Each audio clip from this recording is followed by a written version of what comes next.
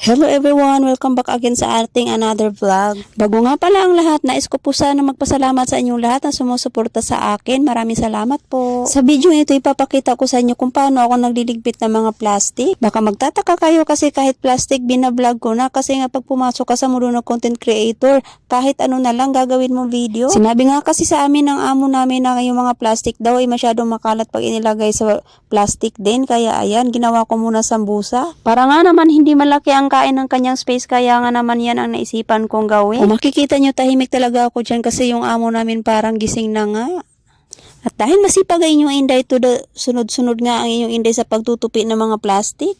Pasensya na nga kayo sa aking voiceover kasi parang nauutal-utal talaga ako kasi siyempre hindi pa talaga ako sanay mag-voiceover. Hayaan nyo, pag kayo patuloy ng sumusuporta talaga sa akin, talagang gagalingan ko pa sa susunod ang aking pag-voiceover. Oy, sana all. Pero sa totoo lang, kung alam nyo lang na to the highest level na talaga ang ginawa ko dyan. Marami-rami nga pala ang plastic na yan kasi nung namili si amo, talagang pinasok na niya dyan sa malaking plastic din. Kaya ayan, sobrang kala tuloy. At syempre kasi nandito naman ang inyong mga Wonder Maid, kaya ayan, to the ligpit-ligpit na lang kami. Walang magawa, kaya ito, sunod-sunod.